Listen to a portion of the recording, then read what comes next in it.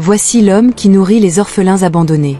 Pendant que nos sociétés célèbrent avec ferveur les milliardaires et leurs futiles conquêtes matérielles, un géant discret, un homme noir africain sans titre honorifique ni reconnaissance médiatique, réinvente sous nos yeux et met en valeur la véritable signification du mot réussite. Son palais, les huttes de terre battue. Son trône, un tabouret bancal partagé avec des orphelins. Sa couronne, ses regards d'enfant qui retrouvent soudain le droit de rêver.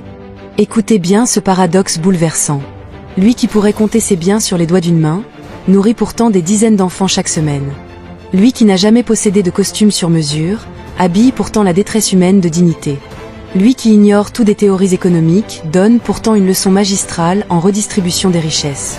Pendant que nos supermarchés jettent des tonnes de nourriture parfaitement consommable, lui transforment 3 poignées de riz en festin sacré. Pendant que nos armoires regorgent de vêtements jamais portés, lui fait d'un vieux pagne usé le plus précieux des manteaux. Pendant que nos sociétés débattent sans fin des problèmes structurels, lui résout concrètement la fin d'un enfant aujourd'hui, maintenant, sans attendre. Son existence même est une révolution silencieuse qui devrait nous faire honte. Avez-vous déjà tenu dans vos bras un enfant qui pleurait de faim avant de sourire parce que vous lui tendiez simplement une banane? Cet homme vit cette émotion quotidiennement. Pouvez-vous imaginer ce que signifie être la seule lumière dans la vie d'êtres humains abandonnés de tous? C'est son quotidien. Auriez-vous seulement le courage de donner votre dernier repas à un inconnu? Lui l'a fait hier, le fera demain, et continuera tant que son cœur battra. Aux égoïstes de ce monde, voici votre bilan accablant. Vos comptes en banque gonflent pendant que vos âmes rétrécissent. Vos maisons s'agrandissent pendant que votre humanité s'atrophie. Vos discours se sophistiquent pendant que votre compassion s'étiole. Cet homme analphabète financièrement est pourtant le seul véritable PhD en humanité.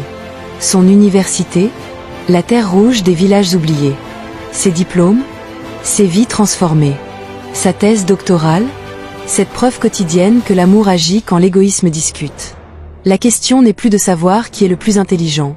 Le verdict est sans appel. La vraie interrogation est, combien de vies aurez-vous laissé sombrer avant d'agir?